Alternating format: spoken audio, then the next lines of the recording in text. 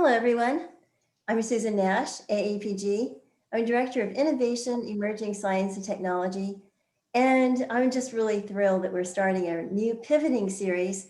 This time, instead of pivoting during the pandemic, hopefully that will be over sometime, we're pivoting 2021, and the theme is Thriving with Change.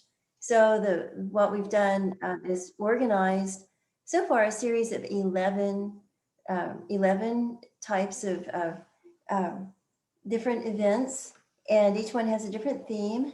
And I will be emailing everyone who registers so that you can start signing up for the next ones.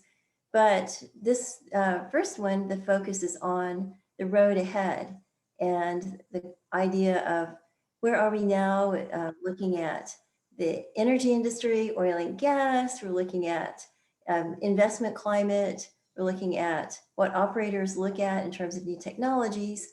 And then finally, we're going to look at a few new technologies. And our focus this time is going to be a little bit different than the first series. This series will be every other week, except we are next week. I was going to start last week, but I thought, Inauguration Day, maybe there's a distractor, a few distractors there. So I decided to wait and be here and fresh and ready for looking at new things.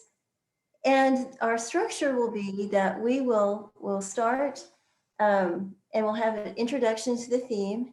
And this week's theme is essentially the road ahead.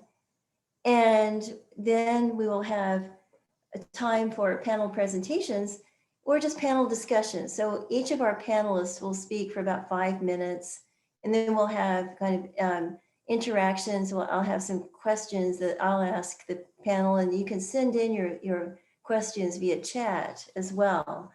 And so we'll have a discussion with the audience with that. So we want to have it more free-flowing and interactive than we did perhaps with the first series, which we just blocked out different presentations. And so I want to encourage you to get familiar with where your chat function is and all the things that you can use. I'd also like to mention too that in addition to talking about the road ahead, we'll also in each of our series introduce at least one new technology. And so we'll have that today as well. And that will be a kind of 5 or 10 minute presentation. Want it to be snappy so that we have time for a discussion. And at the end, I'd like it to encourage everyone to see who's on the chat and also who's attending, and to send in chat questions and to contact each other. Now, I'd like to thank our sponsors. We have 3 so far. We have Unique Ventures, a hybrid accelerator. We have Strathis, which is a collaboration space. And we have Datavetic, which is an analytics platform and service. And I'm excited, especially about Strathis. If you'll notice, it's in the upper left-hand corner. I'd like you to just take a moment to, if you have another screen, type in strathis.com. And after this is over, I'd like to encourage you to register there, because we will have continuing collaborations after this and before the next. So each unit will have its own cluster, and there'll be a collaboration cluster. So you can go on and talk to people who are who have attended, who are presenting, and actually go on and do more in networking and more information sharing. And the idea is to eventually have like challenges and actual maybe demos and things in those spaces. But we don't know what we'll find yet. We're just trying. We're trying all sorts of things to encourage engagement, collaboration, and thriving ultimately. So anyway, I'm going to stop sharing my screen so that we can see our people here. Hello, everyone. And I'd like to introduce our presenters. So I'd like to introduce Oh, is Sean Ebert here? I didn't see him if he's here yet. I am here. Great. Okay, so let me find you and I'll make you a co-host so that you appear. Let's see where. See, one of the downsides of the mode of, where are you? Is that I have to sift through. I know you're here somewhere. Here, if I talk, maybe it'll make me pop up. There you are. It says exactly what happened. That's interesting. Okay, thank you. Great. Excellent. So made you a co-host. And also I'm wondering if Arash Najad is here yet. He did say he might have a conflict, which is if he can't do it this time, we'll get him next time. So anyway, so I'd like to introduce Sean Ebert, president of Altira Group, and Altira invests in new technologies and has a great track record with that. I'd like to introduce Alexander Rozenfeld, as CEO of Climate Impact Capital, a venture capital group that invests in, as you can tell, things that have a positive impact and toward net zero. Also, Taha Hussein, formerly technology ventures at Chevron, is now ventured on his own and is running venture capital and doing a lot of work in that space. So he's always right on the edge of cutting edge of what's happening in new trends. And then for our new technology, we have Ananya Roy of Earth Peel and Jeshurun Hembd. So anyway, welcome. So I'd like to go ahead and John Thurmond, first of all, and he's principal advisor for Hess, and he's an advisor for Geoscience Emerging Technologies. So I'd like to go ahead and start with John Thurmond and like to ask you to just talk a little bit about what you see as the road ahead and what that means to how technology is being implemented and looked at from an operator perspective. Great. Okay. Thank you, Susan. I do have a little short presentation to share, just a couple slides, and then I'll turn it off. Can you see it? Okay. Yes. Yeah. So, it just kind of hits some of the major points I want to talk about and overall this theme. And I appreciate you asking the questions because it really is a time of change. And, times of change can be both challenging and an opportunity. And I think there's a lot of both right now. And I think it's good to focus on the opportunities and see what the road forward looks like. I think there's no doubt that the industry as a whole has a lot of changes ongoing. A lot of power structures that have existed for decades are shifting under our feet. I mean, even today, you've got a handful of Redditors who are disrupting the hedge funds with this GameStop stuff that's ongoing. Who would have thought that would happen, right? And that's not in our industry, but it's the kind of thing that's happening right now. Regardless of where you think the industry is going or what's happening, a lot of things are shifting, and basically it's a little bit of keep up or else, right? There's not much choice but to keep up with those changes, and because it's very hard to predict what's going to happen next. Kind of hand in hand with that is a second point, right? The pace of change is increasing, and I've talked about this before, and I think it's a really important one to recognize.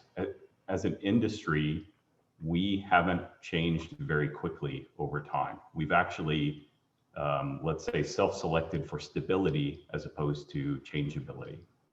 And I think that's really changing with this pace of change. I think we have to change more quickly just to keep up with some of these fundamental changes, but also just because the pace of technology is increasing and we will very easily be left behind if we don't manage to keep up with this pace of change. Now, when we talk about opportunity, in the industry, I think there's a great opportunity right now for collaboration over competition. We see a lot of efforts where companies are getting together and realizing that they're better together than better separately. And that's also true between startups and large companies, vendors and large companies, et cetera. I think there's a lot more room for collaboration now rather than competition. And I think that's a theme we'll see a lot more of going forward in 2021.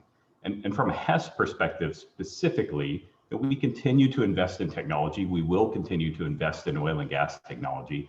And what the way we approach that is, we don't invest directly in companies, but we provide an opportunity for various sizes of companies to come and pilot technologies inside. So we're happy to try things out in many cases and really try to make that as easy as possible for startups and other companies that want to come in and test things. So if you have new technologies, by all means, reach out to me, and particularly in the geoscience domain, and we'll have a chat and see if there's a good opportunity, a good fit for what we want to do.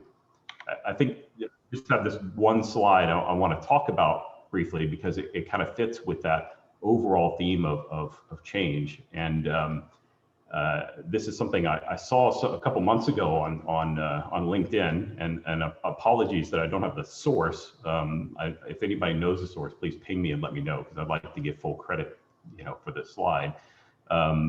But it shows in the sort of dark gray the barrels of production, barrels of oil equivalent per employee for companies overall in the sector, right? And what you see right now is that we're at this, what they call employment efficiency peak. So the number of employees, or so the amount of production per employee is the highest that it's been, since 1990. And if you look at the trend of that graph, I don't think that's going to switch around and turn over. I think that continues to increase. And the companies that will do well are the ones who continue to maximize their efficiency and optimize around, how much production are they able to get per employee, right? Because that means your people are working more effectively, more efficiently, you're doing more with less. And that's the world that, we're all kind of facing right now. I don't think we're going to get a big shift in that in the near future because the fundamentals haven't shifted. So, my question that I would pose is, do we really think this employment efficiency peak is the peak now? Or is this going to continue to be pressured in the future and continue to drive upwards? My opinion is it'll continue to drive upwards. And that's where a lot of my focus, time and attention is how do we increase individual employees' efficiency, allow them to spend more time doing what they're actually trained to do, which is geoscience, and less time on peripheral activities, whether it be finding data, et cetera. So, technologies in that domain are things that I'm really looking for. So let me turn this presentation off real quick, and happy to talk a little more. Susan, any questions? Oh, that's really great. And you raised a lot of issues that I think that will resonate, that create a thread through the comments of all of our presenters. We have time for one or two quick questions before we, or comments maybe from our other presenters before we move to Sean. Any immediate thoughts? Yeah, quick question from me. John, you mentioned you're working with startups. Can you give an example of a successful pilot with a startup? And how do you define startup? Like, how big is the smallest company that you worked with? Oh, I think we work right down to, very, very small companies. I mean, often when it's a one-person company, it's more like a consultancy kind of thing than a true kind of startup. But, very small companies, we've had some very good cooperations with small companies who are producing, let's say, very specific advances in technology. I don't want to name any specific ones right now, but I think there are, we certainly work with small groups that are sort of 5-employee companies that are really doing innovative things and pushing things forward. And we're willing to actually work with those companies and put bets on technology there that we think is really going to change things for us in significant ways. We've had some success with that for sure, and we hope to have more. We also expect to fail, right? And that's an important aspect of what we do. You know, not all of these are going to be successful. Some of them will not be. And you have to accept that if you're going to place these kind of bets, right? But that's not beneficial for us. It's not beneficial for the startups, but sometimes it's not a right fit, or it's, you know, the technology doesn't pan out. You know, that's acceptable. That's okay. That's an excellent question and wonderful response. I noticed we have one question, and we're very privileged to have our president-elect, Gretchen Gillis, here, and she has her hand is up, so she has a question. My hand is up for Dave Cook, who's sitting next to me. Okay. Hi, I have a question with respect to the chart that you showed just previously. Is that discovered barrels or is it produced barrels? As I understand it, that's produced barrels. Well, if it's produced barrels, you're always going to be lagging behind the employment, because a lot of produced barrels don't get produced until 5 to 10 years after the discovery is made. Yeah, absolutely. Yeah, like all metrics, that's an imperfect one. We don't use that one for any kind of measurement or anything internally. I saw this question in the chat around that. You know, it's just kind of highlighting that many companies are squeezed on employees now. You know, we're doing more with less in general. And I don't think that's a trend that's going to flip around, right? I think that we're going to see relentless pressure on that going forward. We're not going to go back into some boom time where employment doubles again, right? I think we continue to drive those efficiencies forward and become you know, leaner, more effective companies across the board. That's excellent. And that ties to Scott Taylor's question. Are you using that graph to identify individuals producing the most barrels of oil per employee? Right. I'm sorry, I'm nodding, not because I'm nodding to the answer to the question. No, we definitely don't do that. Like I said, we don't use that metric for anything. It's just kind of a highlighting the fact that the efficiencies will continue to drive forward. That's going to be a really hard thing to measure, because individual employees don't contribute as much as teams that work well together do, right? Mm-hmm. It really is important to have a variety of disciplines who blend together well to do great work more than an individual. I'm really glad to hear you say that. And we'd just like to remind everyone that we have Strathis collaboration space. So we can try that ourselves. Anyway. Well, thank you. These were great. And thank you, John. And we'll hear from you again. But I'd like to move now to Sean Ebert of Altira Group in Denver. So welcome. Thank you. Thank you. Actually coming to you live from Breckenridge, where I'm about to celebrate a very important anniversary. It'll be coming up on the 1-year mark for the last time a pair of scissors touched my hair. Let me go ahead and share my screen. And just want to confirm, can you see it as a resolution okay? Because the last time it was real small for everyone. It looks good. Okay, great. So just a brief, quick agenda, which is basically just aligned with what Susan wants us to talk about. And this can go really quick. Just want to posit a couple quick frameworks. Briefly, for those of you who don't know us, we're a venture capital firm. We've been around for quite a while. Fund 1 was raised in 1996. Our current fund, Fund 6, we did something a little bit different in that we brought the industry in as active participants in our portfolio and as investors. These 4 oil and gas companies, Apache, Devon, EQT, and Pioneer, comprise about half the capital that we are investing out of this fund. Jumping to a couple frameworks, just kind of setting the context for how did we get here and what we call the OPEC Corona storm, and how do you survive and then position yourself to thrive. First, I think if you look at our industry, there's so much complexity going on right now, but I think there's kind of 3 big groups of macro drivers. And one is, cash. The industry is now having to behave like every other sector, which means you have to live within cash flows. You have to do things like generate returns, because the industry's obviously seen a lot of capital flight due to ESG issues and stuff like that, but also just base performance. Energy has largely been the worst performing sector of all over the past several years. Obviously, COVID-19, we saw some demand destruction. We saw the spat between the Saudis and the Russians, and there was a retrenchment. Now people are starting to talk about, are we going to see a rebound in oil and gas, because there's been so much that has been pulled back. And then lastly, ESG. Obviously, the new administration has already started making moves. I don't think that pressure is going to lighten. You've got shareholders getting very vocal. Oil and gas actually leads across all sectors for the percent of shareholder proposals that are actually climate related. We have the rise of renewables, incredible progress that they've made across the different dimensions, the actual LCOE costs, battery costs. A lot of things have come down, but that also opens up some opportunities for fast reacting fossil fuels, gas, to basically play a role as well. So, but where are we now and how has the industry reacted? This framework, kind of going along those three main things, just real quickly on the top one, it's around cash. Obviously, increase production. That's your cash machine.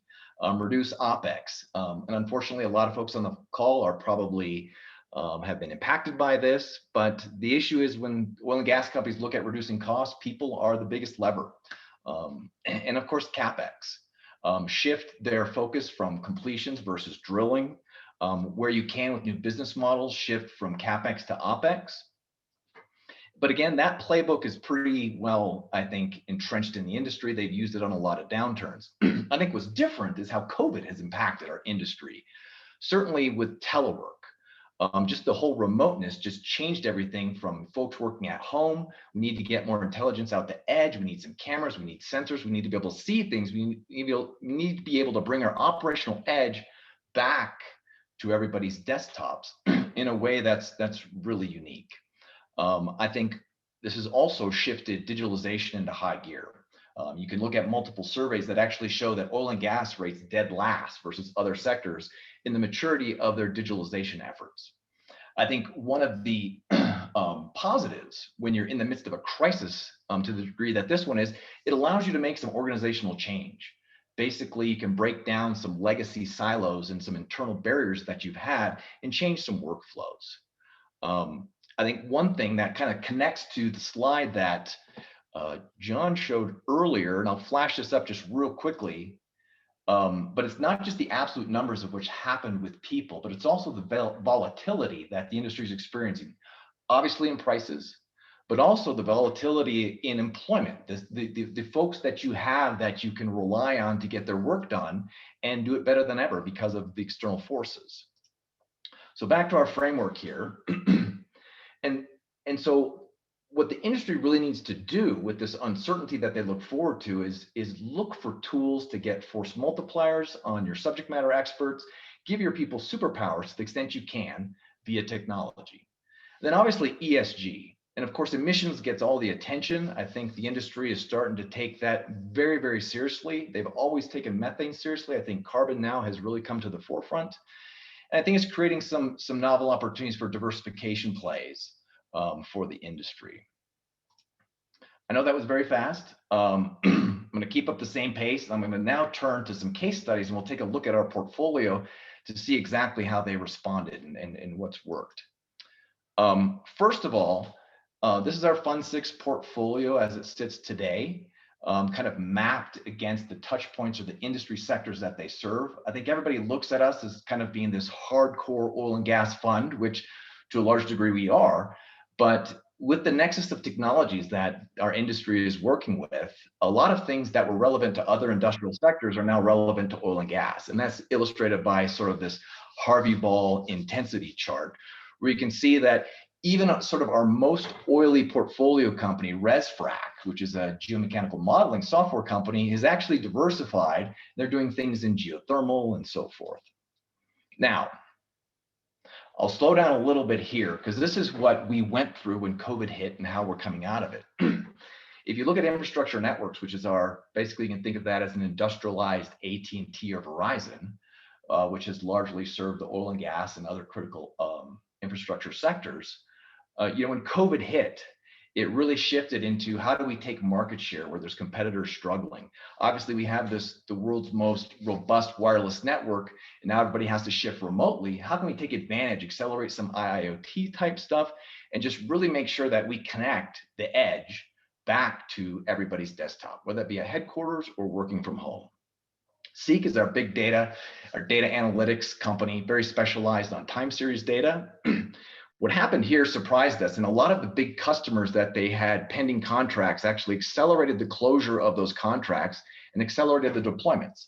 So they actually had a tremendous growth year.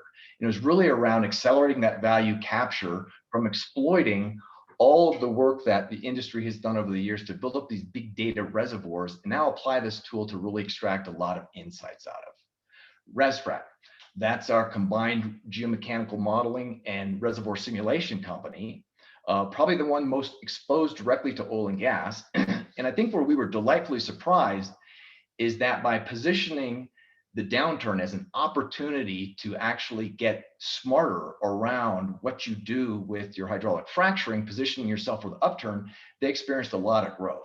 In 2020, they hit their 2020 annual revenues that they forecast in December 2019 by June. So a really good year. ThoughtTrace, this is our AI company that allows for subject matter experts to extract a lot of insights out of very complex documents. And despite the downturn, this is the one where we saw it as giving subject matter experts sort of superpowers empowered by AI, the ability to look at documents, manage your documents, extract really complex risks and obligations out of them faster than ever. And that's why I use the term here is using AI to basically give your employees superpowers, allow them to do much, much more, being augmented by machines. And lastly, FlexGen. On our last call, Alex Rozenfeld actually mentioned this as a really cool example of how you can take technology born in oil and gas, literally born as power management on drilling rigs, and export that into other sectors. And what this company has been able to do is take the technology that they built to manage power to drilling rig, and they've now become the second largest provider of solar storage in North America. So a really unique opportunity to take technology born within the intensity of the oil and gas industry into other sectors. So that's just a quick summary of how we have sort of navigated the combined black swans of COVID and the OPEC crisis to set us up for 2021. Well, thank you. And that's great. And we'll save some of the questions that are coming up for later, but let's just go ahead and go to our next presenter. So I'd like to invite Alex to share a screen or talk or whatever you'd like to do. Yeah, hi everyone, and thanks for the great presentations to the previous speakers. And some real, we talked about FlexGen last time, Sean, and I keep hearing good things about them from other places. So I think it's a really good story about transition. And I kind of like to pick up at the theme, and I'll just talk for a couple of minutes. I'll keep it to 5 minutes. I'll watch the clock. But I think this is really, 2020 has been really a year where there's been a lot of transition thinking by a number of companies trying to think through in this time period what they can do with their resources, their physical assets, as well as with their employees, and how they can repurpose the technologies and plan for the future. I think one of the other big themes has been thinking about how to respond to crises. This has really been, I think, a multi-level crisis, certainly for oil and gas, but as well as for all the general economy. And I think some of the companies are really beginning to think of this as not just an opportunity to pivot some services, but really an opportunity to think through some of their long-term strategies. And to kind of frame that, we've been talking to a lot of clients that we work with. And if we summarize some of the scenarios that they've been talking about in the future, is that one scenario I'd call a rapid deceleration technology. So think of it at your F4 to 350, hauling your boat behind you, and you hit a 15% grade. Well, okay, you're going to have to really begin hitting the brakes, otherwise you're not going to make it to the bottom. And that's kind of, I think, where we're heading to right now if we begin the decarbonization that needs to happen both in North America, given the kind of the 4 years that got missed under the previous administration, and with what the Biden administration is going to have to do to catch up. It's really not a small grade. It's a pretty heavy stamp on the brake, and being very careful not to burn out your brakes and cause an accident at the bottom. But the other scenario that people are looking at is if we don't begin hitting the brake as well, you take the other turn, like, well, I'm not going to take that steep hill down. There's got to be the other way. And the other way is really a dead end with a cliff edge. And your truck and your trailer are going to go over the cliff edge, and you're going to be praying all the way down that you survive. And those are two scenarios that companies are actually modeling. One is that we do something at a corporate and policy level, and the other is that we don't do anything, and there will be a sudden realization like the COVID event, and that will cause a rapid wholesale change in the economy in which a number of companies won't survive at all. So we kind of find that kind of interesting from an investment point of view, in that there's some serious thinking going on behind those scenarios and how the companies are beginning to plan for that. And what we've been seeing certainly accelerate alongside of that is that a lot of the companies are becoming much more and more transparent. The need for transparency is increasing. Just kind of, we talk about on the oil and gas side, everyone and their brother now owns a methane tracking drone, or soon can own a methane tracking satellite, and be able to really pinpoint who is emitting what. And so transparency is going to be fairly open to the average citizen, and the companies are going to have to start dealing with things.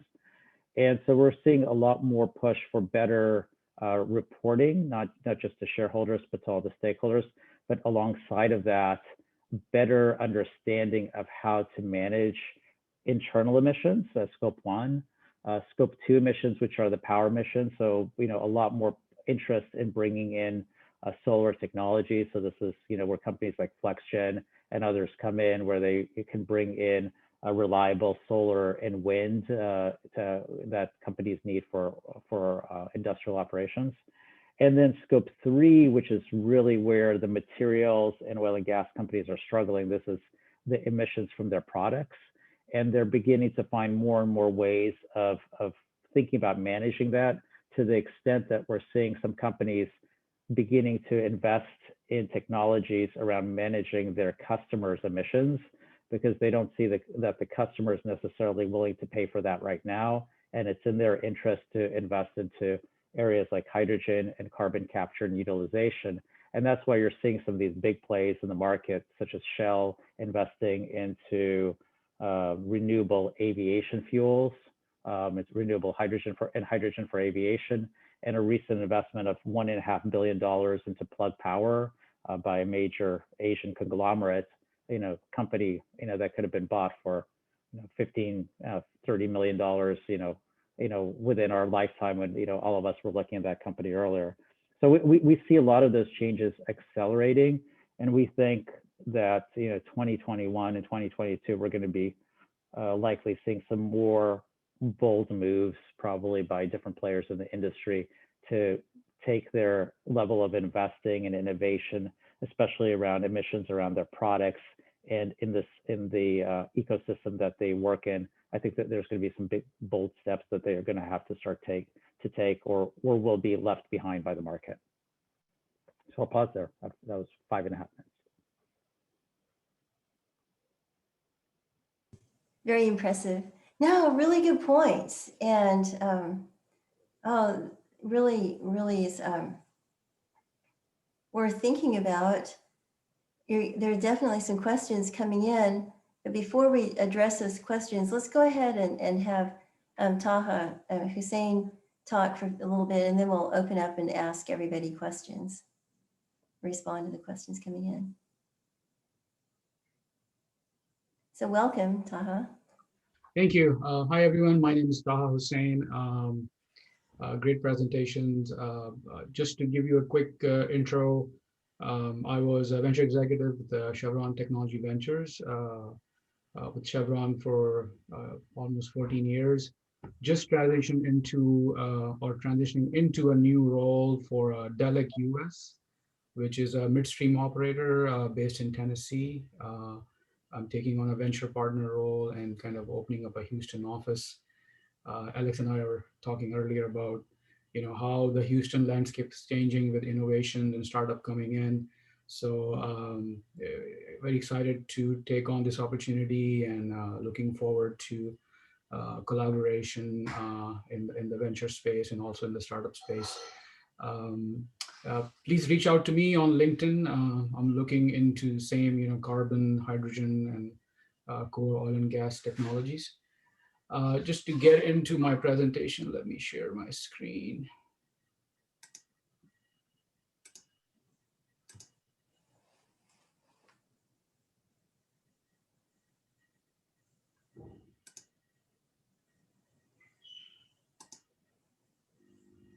Can you guys see that? It's starting. Yes. Okay, great.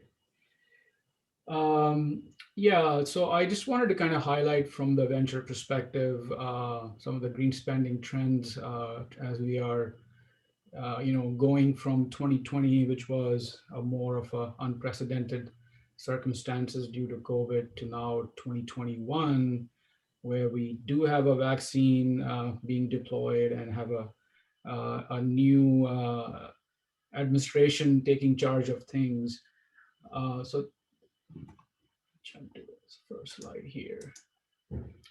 So if we are looking at CCS, hydrogen energy storage, and electrified transport, this is an interesting, if we follow the money, right, the 500 billion flowed into climate-friendly sectors. It's like last year from, the focus was on renewable energy to electric vehicles to batteries to green hydrogen. Even though as an industry, we saw some, quite a bit of resiliency in the oil and gas companies and service providers to keep, the business going.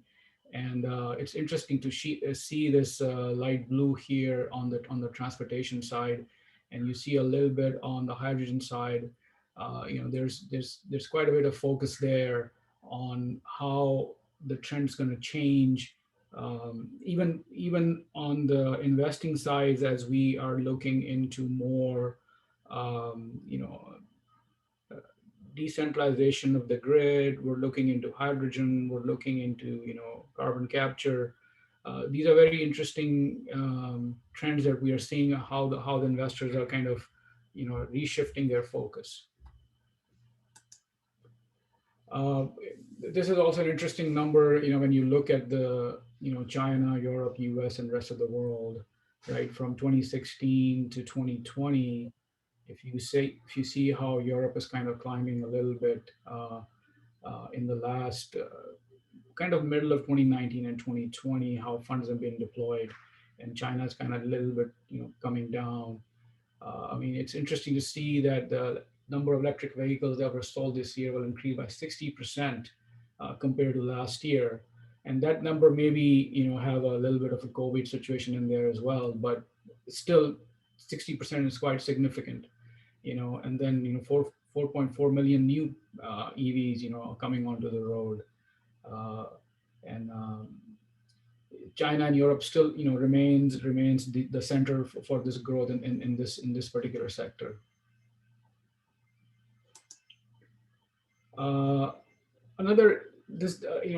wanted to bring the LNG stuff as well. See, it's kind of ties into that, right, on the demand side of things. So if you notice the supply and demand kind of going hand in hand, there's not really a significant, gap coming between the two. I mean, if you see, even though there was a slash of very low 0.9% last year, LNG forecast again to increase from 6% at 375 million tons. So, with surge 35% in 2020, again, it's pretty significant to see that there was no compromise at all. It's, on this side of things.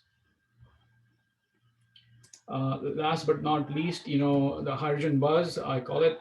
it's still around, and we are looking into it quite a bit.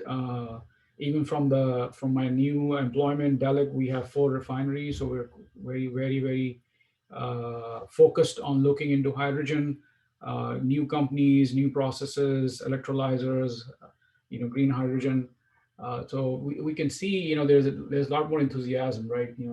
240 megawatts of new electrolyzers, up from 90 megawatts. This was last year, right? And then the European Union coming in 470 billion euros towards infrastructure, and the fuel coming in decades, right? So there's Chile, there's Saudi Arabia, there's Australia. There's quite a bit of focus on hydrogen. And I think we will see more technologies and more startup companies work in this area, and coming up with the newer way to solve this problem. I'm open to questions if anyone has. I have a quick question.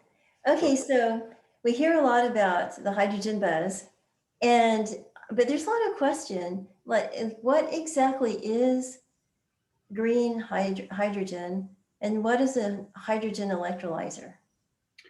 So there's blue hydrogen and there's green hydrogen, right? The green hydrogen is basically when you are converting, your existing operation, you're capturing carbon, and you're converting it into more of it has to do with it could be a long answer, but it has to do with how you look at it, right? I mean, it's when you have electrolyzers, you are able to put the stream through the electrolyzer, where you can separate the ions and bring the green hydrogen out, which can be utilized as a fuel compared to the blue hydrogen, which is only used for other stuff. So the hydrogen itself is used as a fuel, like with hydrogen powered cars? Yes, exactly. Okay. Sounds like the Hindenburg. Oh well. At any rate. So one question is, what is blue hydrogen now? So blue hydrogen mostly is used on the industrial side of things, and there's not a whole lot of work's been done on that side successfully. There's lots of technologies that are working in that area, and we haven't really seen any significant improvement on how to utilize, except for storing it, right? So much more to come later on what the uses will be and how it will be deployed. Maybe I can add something to this, Taha, because we've been following a blue and green LNG, which is the equivalent. And so, these names are kind of beginning to the nomenclature isn't fixed, but it seems like green is just generally the market is saying it's completely done with renewable energy. So I'm not quite sure exactly kind of where green LNG is, but the blue nomenclature, we have seen some kind of blue, so maybe green LNG is maybe derived from biogas. That probably would be where that would be. But blue LNG, we've seen like a couple of cargoes shipped to Asia, and that's been done with basically with carbon offsets. So it's LNG through the chain.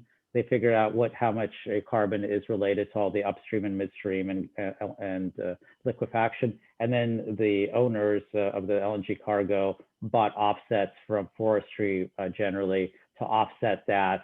And you kind of get them together, same like a renewable energy credit along with power. But I'm not sure if between LNG and hydrogen, if they've quite matched those definitions. I imagine they're going to have to at some point, so people don't get confused. And Thomas Henry has pointed out that blue hydrogen is when you have carbon capture via CCUS. That's how. Exactly. Yeah. Okay. So William Rucker has a good question. I can try to read it all, or William, if you'd like to open up your microphone and ask the question directly, that'd be good. If not, sure. Okay. Yeah, my question was really just about, from a financial standpoint, ESG seems to be poorly defined, with different funds using different terms and different investors seeking different things. And I'm curious how you guys might speak about how you design your pitches to attract or focus on different types of ESG styles. And then also how more concretely, as lots of companies manipulate their pitches but don't change their internal businesses, how you guys can talk about ESG as being helpful to your actual bottom line of the true business. I'll take that one, but I have a very different perspective than probably what Alex has.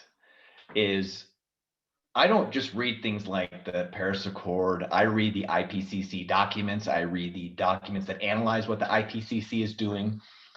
And I have a very strong belief that none of this is actually going to work. And so what that means is as capital flows towards all of these ESG technologies, it's going to create a very significant market vacuum.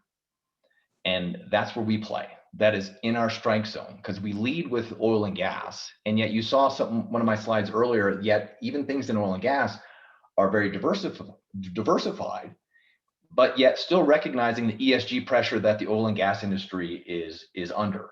And our portfolio will respond accordingly. But as far as going hell bent for leather for ESG, that's just not our game whatsoever.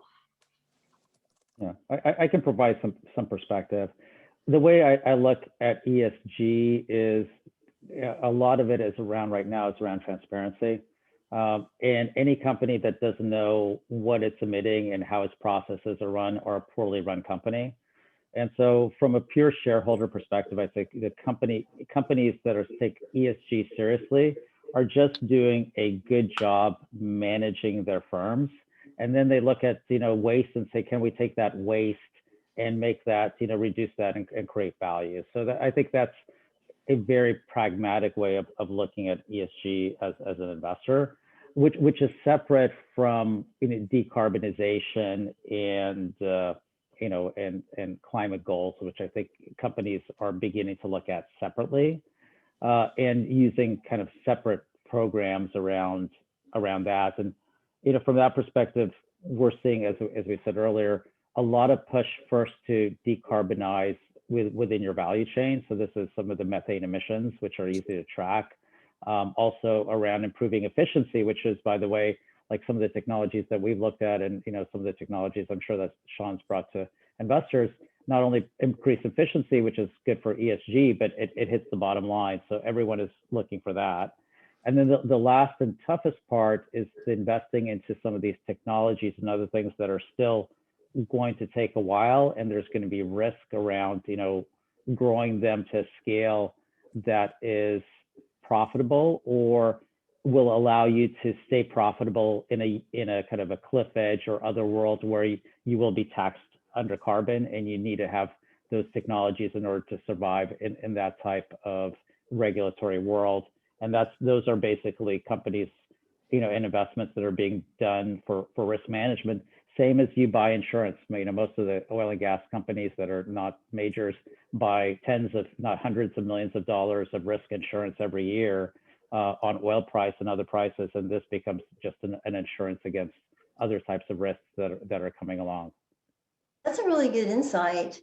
So I'd like to turn everybody's attention to the chat and ask everybody, I won't read all the chat comments, but Sunil Garg has some really great clarifications about gray, hydrogen, and we had a good discussion about blue and green. And anyway, those are very, very helpful. And I just want to thank you for that. And also, I'd like to now introduce you to our last speaker in the panel part, which is Arash Najad, who's at Citibank. And really glad to see you here and look forward to your perspectives from the financial side of things. Absolutely. Really, it's an honor and a pleasure to be here among the distinguished panel, and also a great organization such as AAPG. So thank you, Susan, for your time. Really do enjoy these conversations. I think, I wasn't planning on showing a presentation. I was just planning about, just having an open dialogue, making a few comments. and then, taking on any questions folks had. Look, from my perspective, and I heard some of the questions and comments that were made moments ago. And look, I think it is one of the most incredible times in my 20-year long career in terms of the amount of capital coming into what I will broadly define as the energy landscape. I think, as an example, when I think about energy, I think about the combination of electrons and molecules. I think I sort of sit somewhere between Alex and Sean, thinking we absolutely need molecules for, the next 2 decades. And we certainly need electrons to transition and provide that support.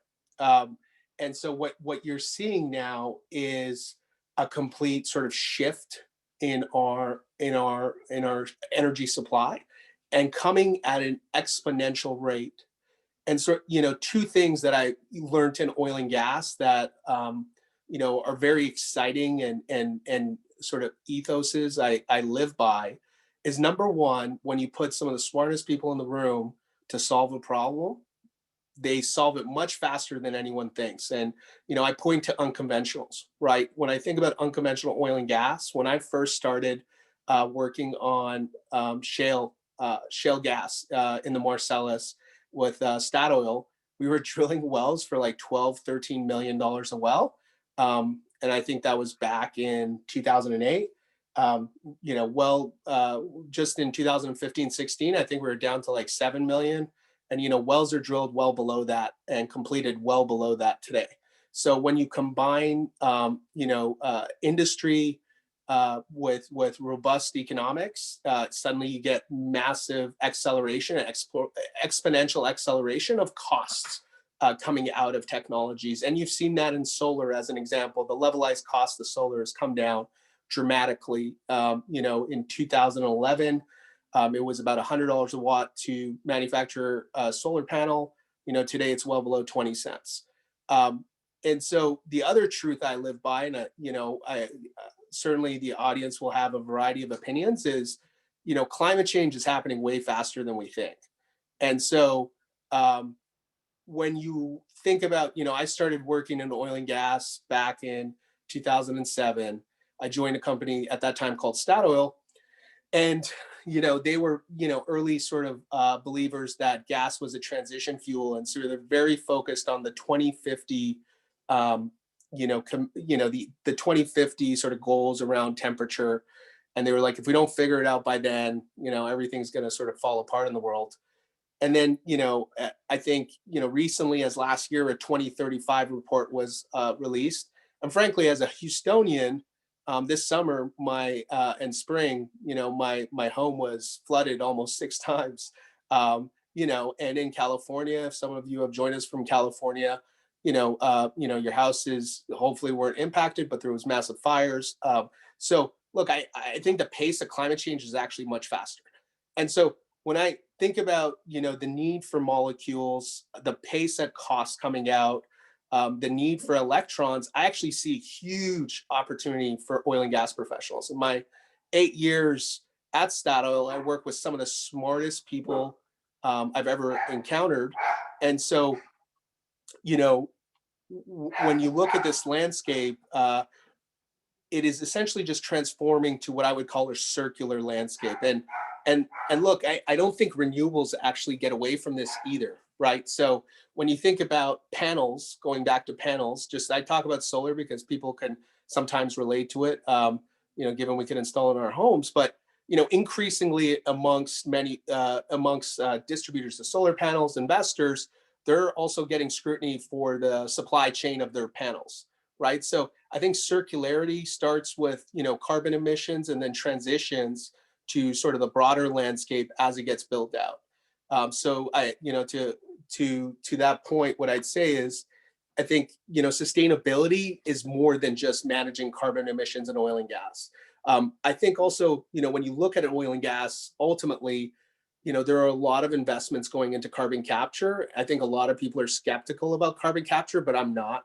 And it's just something else we're going to see, like exponentially compress in cost, because a lot of people are paying attention to it. A lot of times being spent by the DOE funding solid and aqueous absorbent technologies and a variety of things I frankly will never understand. But that's another exciting opportunity as a geologist, right? Who better position to understand how to manage a reservoir, where to put it, where to make sure that we can monitor, verify, and you know, and ensure the long-term sort of sequestration of that carbon. So it's just that, you know, look, when I look at the landscape, I think it's really an exciting time, and we were not going to see this much capital enter. You know, I've never seen this much capital enter into a sector in my lifetime that I've worked in, and I think this infrastructure build out really positions everyone in oil and gas in an exciting way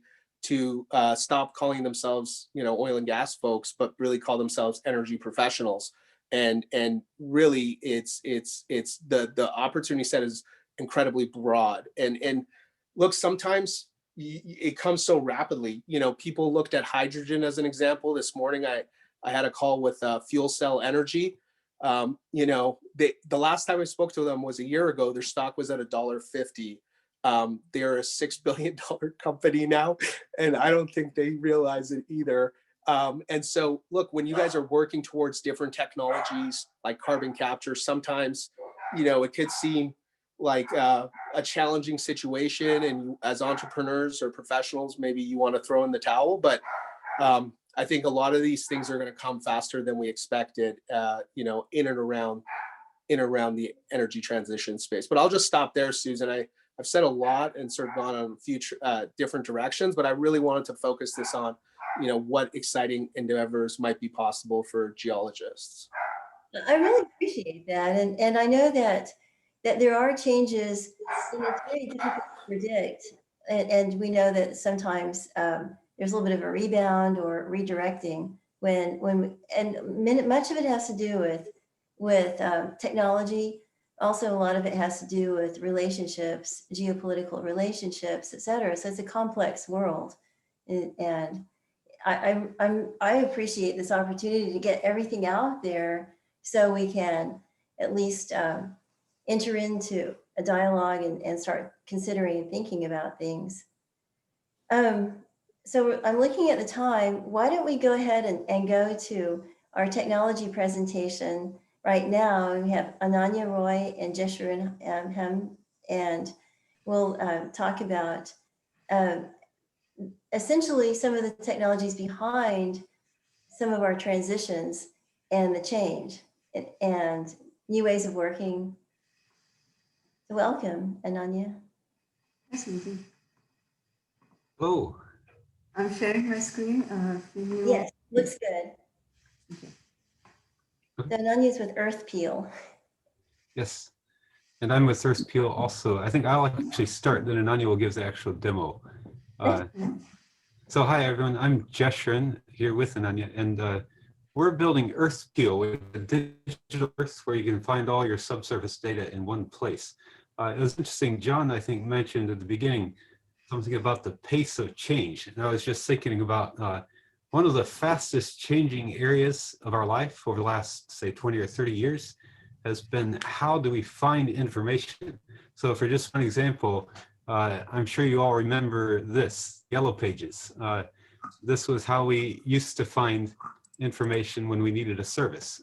So some things about the way this was done, there's one catalog for each geographic area, and then within that area, it's organized by category, and then it's alphabetic within, and then you get a list of data with no context. So suppose you're here, this is the previous generation, so perhaps you're looking for a funeral home. So you flip to the F page and you see a list, and it's just a big list in alphabetical order. You have no idea where they are or what they offer, when are they open. You have to dial up the number and ask them. So of course, this is all behind us now in the next generation. Next slide. For the new generation, we do something totally different. You don't look at a catalog. You just go to Google Maps and you type in, say, baby store, you need a stroller. And here don't get just a list, you get context, how far away the store is, you get pictures of their products, when they're open, ratings from other customers. So this is a new generation way to find information, and it's really changed our lives a lot and very quickly in the last 20 years or so. So how about oil and gas? How do we find information? Well, I'm afraid it's still a lot like those old yellow pages. It may be a little worse because it's not sorted by region. It's sorted by data source. So you have one separate catalog for TGS, one for CGG, and then probably the biggest source available to you, if you're in a bigger oil company, is still going to be your own internal data. And there is a lot there, but the catalog is kind of showing its age there. So what we're doing at Earthspiel is trying to build a catalog, not a catalog, the next generation way of finding data, geoscience data, a single point of access for all geoscience data. So Ananya will show you a quick demo and explain how we handle the unique challenges with geoscience data. Okay, so let me show you here a live demo of Earthspiel. So what you're looking at here is the Earthspiel globe, and it's not a flat, distorted map. It's a globe, and it's just as responsive and fun to use as an app on your latest smartphone. And now imagine this globe as the gateway to all of your geoscience data, right? No more catalogs, no more spreadsheets, no more calling up colleagues all over the world to find out what data exists somewhere. You can find and access everything on one globe like this. So here in this demo, for example, we're showing you the map of the near surface geology. You can zoom in anywhere you like. And then with a single click, you can bring up details of the geology of that area. Everything about the description, comments, where the data came from. And you can look at other kinds of data too. For example, you can look at some wells. Maybe you can look at some seismic data, like seismic polygons. Maybe you have some seismic lines. And again, there are no regional silos here. So it doesn't matter whether you're looking at, maybe you're looking at wells in Canada, maybe wells in Ireland, maybe you're looking at some 2D seismic lines offshore Brazil. It doesn't matter where you are looking at in the world, you can find and access everything through this one globe. So, just putting data on a map like this, on a globe like this, is already a big improvement. This is kind of like Google Maps equivalent for geoscience data. And I mean, there are some other companies trying to put spots and data on a flat map. Some examples would be like Drilling Info or Schlumberger. But is just putting this data on a map enough? Because geoscience data is more complicated than that. Just the spatial context is not enough. We also need geological context. So for example, if you look at these wells offshore Canada, the source rock for these wells was deposited back in Jurassic time. And so this spatial context is not valid for the Jurassic. But the nice thing about Earthspiel is you can actually visualize your data back in geologic time. So let's look at a demo of that. Here, the warmer colors are the newer tectonic plates, and the cooler colors are older tectonic plates. And of course, in blue, you have your data. So if you want to visualize your data as it was back in geologic time, you simply pick a plate rotation model, and then you pick a time on the slider, and that reconstructs everything to back how it was, say, 90 million years ago. And you can very quickly choose different plate rotation models to compare reconstruct different models. The models we're showing in this demo are all publicly available models from the University of Sydney. And so let's say, for example, maybe you're analyzing this area offshore Canada, and you were looking at these wells from Canada. It makes sense to also look at the wells from offshore Ireland, because these wells were neighbors at the time that the source rock was deposited. And because Earthspiel lets you visualize your data back in time, it becomes very easy to figure out which wells across the conjugate margin you want to correlate with each other. And once you figure that out, you simply click on the well, and that instantly brings up the metadata. And what we plan to add here is a link to your favorite well visualization software so that with a single click here, you can instantly pull up this data in your well correlation software of choice. So that's what we're working on now in the near term. We want to make sure that geoscientists can see all of their data in its true spatial and geological context and not have to worry about other details like data sets. But what about the future? What our long-term vision is really to build a digital twin of the Earth. Now, you've probably heard of a digital twin of maybe a rig or a platform or some facility, but what we want to build is a digital twin of the Earth, a globe that you can actually peel and slice and look inside. And so if you wish to be a part of this very exciting future as we see it, get in touch with us. We'd love to talk to you. Thank you. Well, that's great. And I noticed we have a question in the chat about how far back does your data go? I mean, I don't know if they mean how old the data is or what geological period. How far back? So it basically depends on the model that we use for reconstruction. I think these models that we are using from the University of Sydney, they go back 200 million years. So we can reconstruct back to that. If you have a model that's, that can reconstruct older than that, and we can simply load the model and reconstruct as far back as you would like. Oh, that's good. And then Scott was saying, well, the data that you used to input, when did, how, like well logs, scout tickets, et cetera, do you have wells prior to 1980 or? Maybe just one clarification there. We're not a data provider. We're building the catalog to help you find the data that you have access to. So that is actually still a big challenge. Is, yeah, well logs and scouts prior to 1980. That's maybe a separate task, is to get that digitalized and loaded into your system. We think that OSDU is helping there as far as standardizing data formats, so that once people do the work to digitize that data, it is all accessible through a consistent API. But that's not really our focus. Our focus is on the search interface. So one question is, what is the application of OSDU in your application? Is it integrated? Yeah, we just see that as the way we will tie to your data sets. Yeah, it gives us a consistent API. Right. OSDU standardizing all the APIs, the way we can connect to the data. So it would be like this connection to the data and to the tools. Excellent.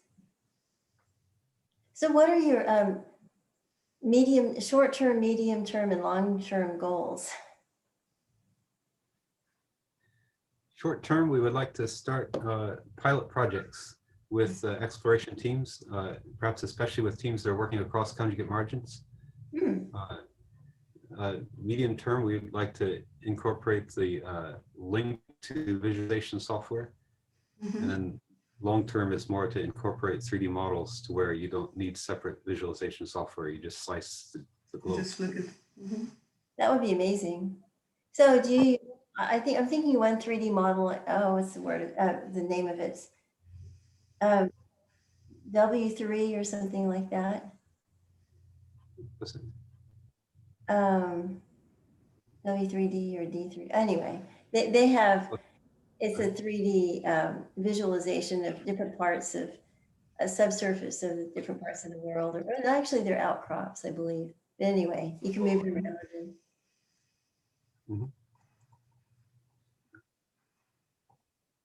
That's great. Well, thank you. thanks, Susan. Okay, so so let's see. Let's go ahead and ask some more. Any questions for back for John that somebody might have missed. Feel free to open up your microphone.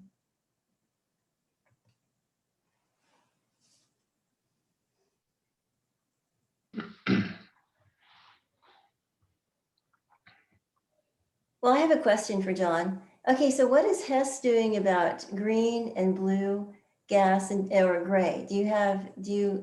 Are you differentiating it at Hess? I've not heard any discussion about green and blue LNG within Hess. You know, certainly we are focused on understanding our emissions, you know, particularly of scope 2 emissions, right? I forget who said it, but there was the comment earlier. I think it was from Taha, that, you know, if you're not paying attention to that, if you don't understand and can't audit and understand exactly what your emissions look like, you're not a well-run company, right?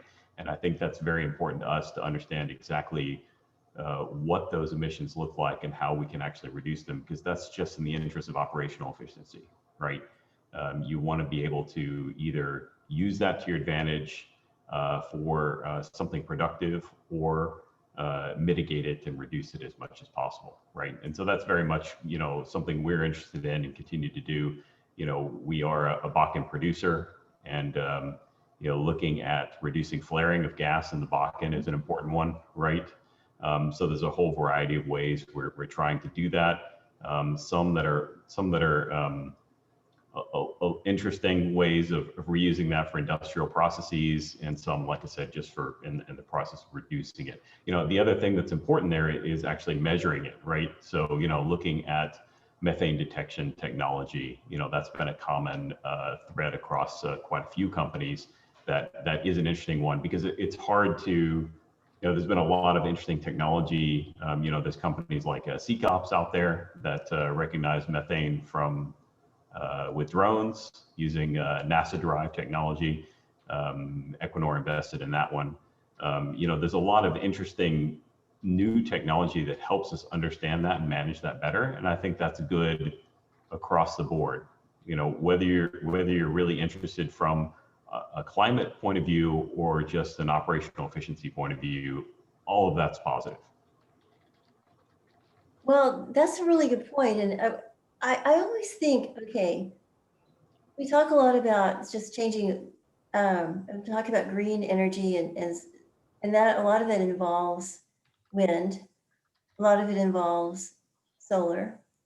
And both of those use inputs, and also not to mention the storage, that are extremely scarce in the world. And there aren't that many high quality reserves of some of the rare earths and cobalt and et cetera. And so I was just wondering, this question is for Arash. Do you see much investment in people changing and going to the next kind of energy storage that would be using something that's in great abundance? So, you know, something like hydrogen. But yeah, I mean, absolutely. I think we're, you know, look, I'm not a technologist, just to be clear. I just sort of follow trends of guys like Sean and others that, you know, make investments in the space. But, you know, what I would say is, like, there's a woodwork of technologies. Like, it's incredible. So, you know, QuantumScape, as an example, went public through a combination with a SPAC, which I'm sure everyone on this call has now heard of. You know, that's a solid oxide based solid state battery. And since then, I've heard of, I kid you not, like 10 companies, right? Like, and you know, Solid Net, Solid Power, Amprius. Yesterday, Nanosilicon announced a $600 million investment in their technology. I mean, there is an endless amount of lithium or lithium, like lithium sort of like cousins, you know, like it uses lithium metal or some sort of lithium silicone, you know, electric vehicle batteries. Then there's long long cycle storage like flywheel and hydrogen. You know, I think when you think about like storage technologies, frankly, there's a lot of potential there. I think what I like is you know, if I was going to invest in a business model, what I like the most and sort of think about is like technology, unless it's highly defensible, it's often a race to the bottom. Just to my first point, where it's like looking at trends, like, you know, if you're making lithium, like I think lithium ion batteries went from like $13.50, you know, a kilowatt hour to like under $150, and they'll probably go further south from there depending on the mineral inputs, but you know, the input costs. But you know, from my perspective, like having like the sort of the integrated service, the software, something that's highly defensible, that, you know, could become an iconic brand, that provides a customer centric solution, that drives unit economics, I think is way more exciting. So, you know, not only, Susan, are we seeing a ton of storage technologies, we're seeing a ton of like software enabling the optimal use of storage technologies. And I think that's really, really exciting. And, you know, as an example, I think someone mentioned Statoil, outside of myself, but Statoil invested in a company called Sunverge, which is, you know, if you think about like Tesla, you know, does home batteries, you know, as part of their cars, and, you know, get this like home storage system. Sunverge is essentially that. It's got like a residential storage battery system plus a software stack that goes on top of it.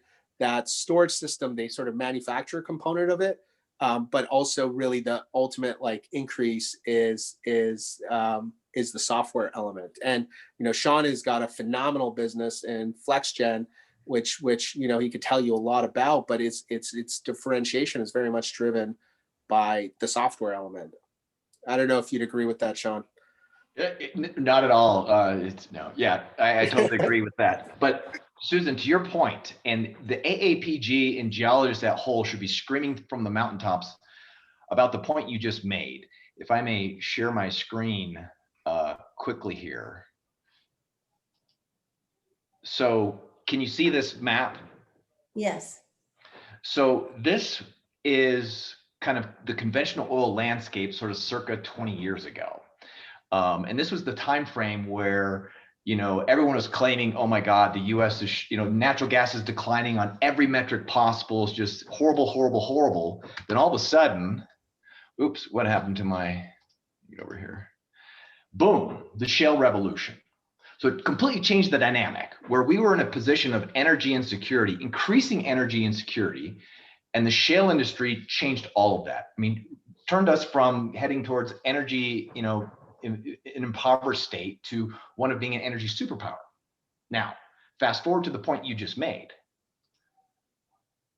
The green rectangles are where all of these new elements to power the energy transition exist. As you can see, we don't have any. So, you know, that's why you know, you'll see me on LinkedIn and stuff, of course, always, you know, making fun of the angry cult. But, you know, this is truly a transition towards back to the future of energy and security. I mean, when you think about energy and its role, you have to go all the way upstream. And so this is all about geology. This is something that, you know, this group, I think, is well positioned to address or raise the red flag, or something needs to be done, because nobody is talking about this in the media whatsoever. I completely agree with that, Sean. I mean, that's a really good point. And so, like, as an example, I met a company called Lilac Solutions, which essentially what it does is access lithium in places where historically you couldn't access. The biggest abundant resource available of lithium is in brine form versus hard rock. And I don't know anything about that stuff because I'm not a geologist, but I'm sure everyone can understand this if they look into it. But essentially, hard rock is a much smaller component of the reserve base. Brine is a much larger one, but you got to build these like massive, really nasty water pools to access them, going back to sort of sustainability. But this like technology company has essentially been able to increase the yield from the brine because of the speeds they've developed in this industrial process they've developed.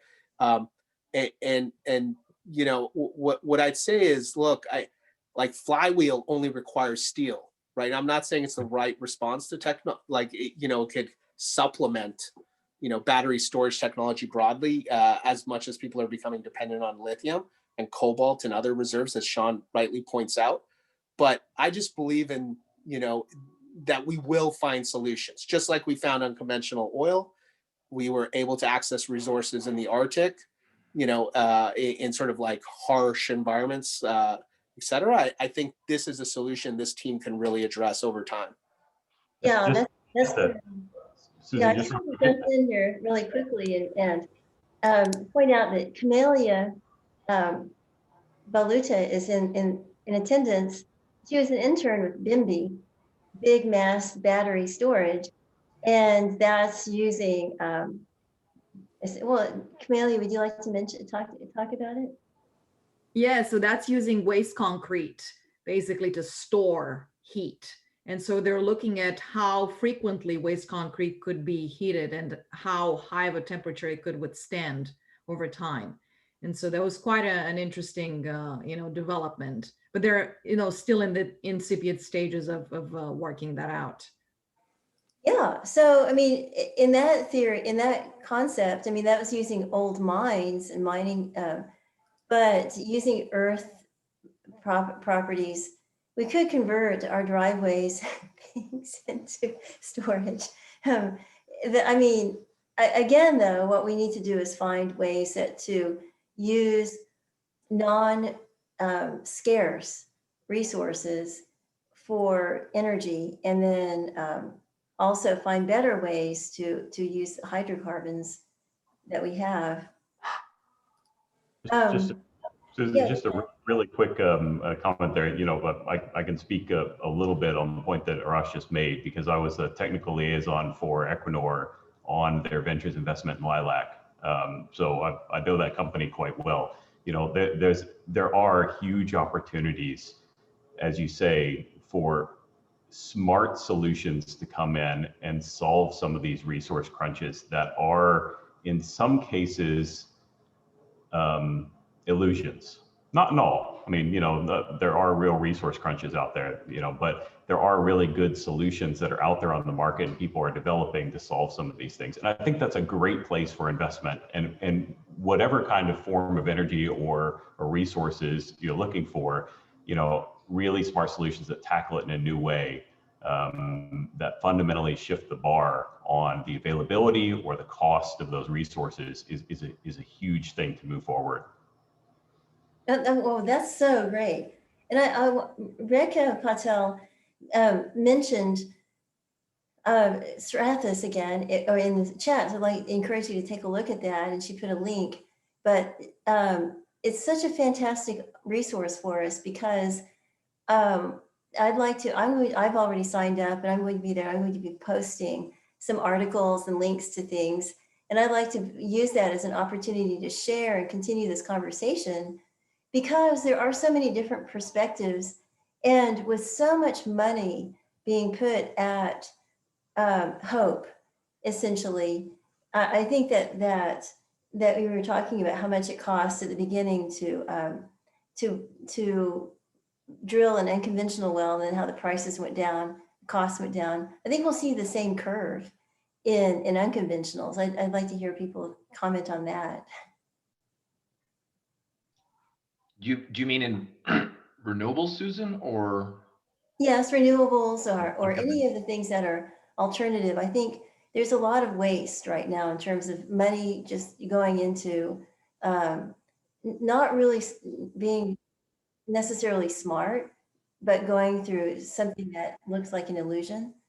So I don't know, what are your thoughts? And it could be invested better, and part of our usefulness as geologists or energy professionals can be to help guide and learn about the best paths instead of wandering around and wasting time and effort. Help somebody get right to a solution that works.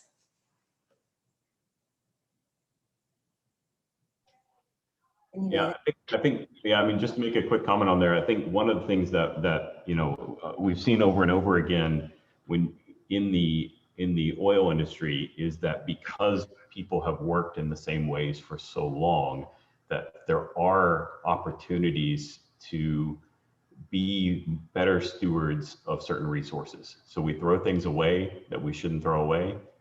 And so this gets into the whole circular economy, right? There are opportunities to take waste streams and turn them into things that we need, right? And so, you know, that's true in a lot of industries. And I think that's one that's always worth focusing on. And I think in the oil industry, we haven't really done a very good job of focusing on that, right? It's throwing away something because it is simply, we've always thrown it away and not really understanding the value that it might have, right? Because we don't need we've not needed that economic boost from, you know, turning those waste streams into value, but as there's a need to become more efficient in the future, and as there's a increasing obligation to be responsible stewards of the resources as things get more stretched, I think there's lots of opportunities to do that, and that's true across other industries as well. Yeah. And Yeah. I would just like to sign off. I have to, apologies, I have to leave, but I'd like to kind of echo what was just said around the circular economy.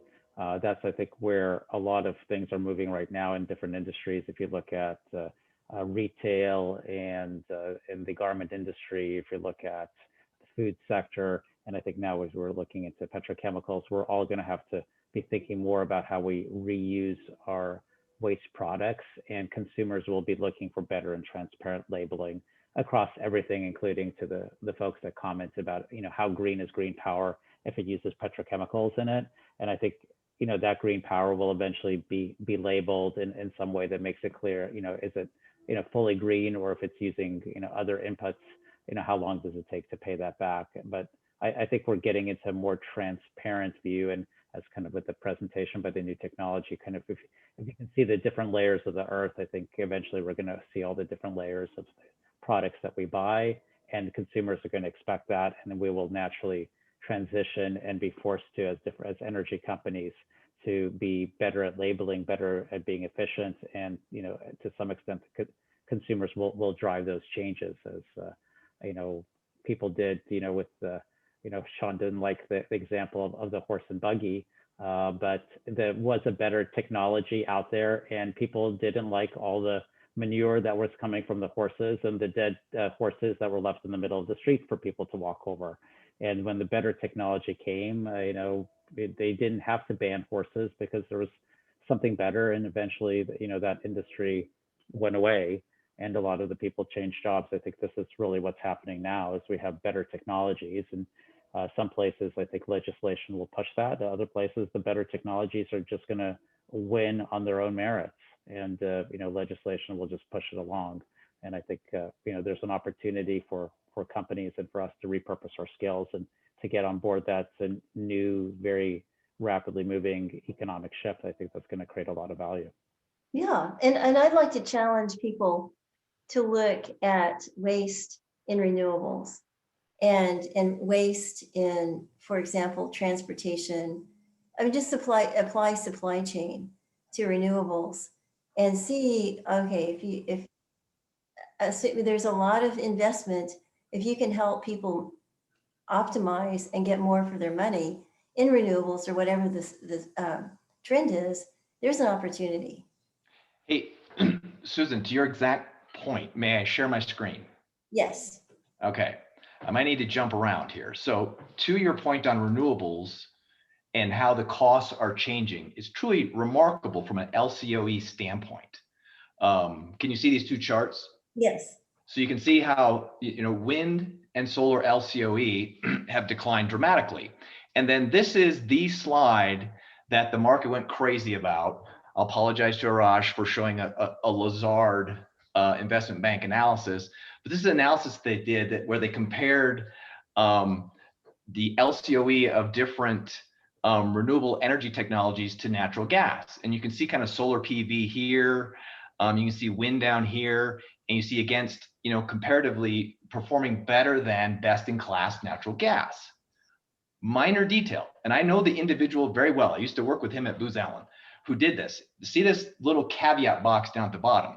Analysis excludes integration, e.g. grid and conventional generation investment to overcome system intermittency. Bear with me one moment. I, of course, have another slide. So this slide, this is from the Energy Policy Institute at the University of Chicago. This is a pro-renewable energy group, a think tank. And what they did was they said, look, folks, LCOE is, you can't do this spreadsheet math about a single windmill. If the wind's blowing, you plug your iPhone into, what does it cost you to charge it? When you look at system cost, to your point, Susan, on wastes, where's the waste with renewable energy? It's exactly what this study does. And this is the kind of stuff you won't read about in the New York Times. But what they did is they said it fails to account for so many system costs, which is what consumers ultimately have to pay. And what I found so interesting was their analysis that the social cost of carbon, all inclusive, if carbon is just left to run, what's going to cost society? This is the cost that the Obama administration generated, and it's been escalated for inflation, versus the real cost, which is kind of enumerated by these, which you could call waste. It's inefficiencies driven by adding an intermittent solution to the grid before we have all the technologies to manage it successfully on the grid. So just want to share that. So there's, when you start really digging into these different sectors, despite all the rhetoric, there's a lot of devil in the detail. I think that's a great point, Sean, and I sort of, I agree with that, right? And that's why I sort of point to the fact that, this isn't going to happen overnight. This is going to take a lot of time. The transition is going to take a lot of time, but some technologies will become commercial much faster than people expect. And I think we agree on that. But I think that point is one that a lot of people don't talk about, because it requires explaining, right? And it's like, well, you can't do that in a 60-second soundbite. And and that's why we have an advanced solar storage company in our portfolio, because it's one of the things that can help bridge this gap. But I could go on for hours when you really start looking and peeling this back and doing analysis that you don't believe everything you read in the press at all. This is not a simple switch we're going to flip. Well, yeah, and we're out of time, but I'm so appreciative of everybody's engagement and want to encourage you to continue in the Strathis collaboration rooms, and also to come back next week. I'll be sending an email with a link to the recording and also a link to next week. So we'll be continuing this. We'll be talking about implementation of technology and a lot of these difficult issues. We haven't even talked about the grid and the infrastructure and some of the reasons why we're going to have bridge energies, and we're going to have to come up with energy that's from easily accessible resources. Anyway, so thank you. I just really appreciate everything, and I'm very enthusiastic about what we're doing, and I encourage you to let me know what your thoughts are, and continue to be in touch with all the presenters and everybody who attended. So thank you. Thank you for organizing these, Susan. These are a lot of fun. We're all locked down. Yeah, thank you, Susan. Really appreciate it. Oh, thank you. We'll see you soon. Have a good evening, everyone.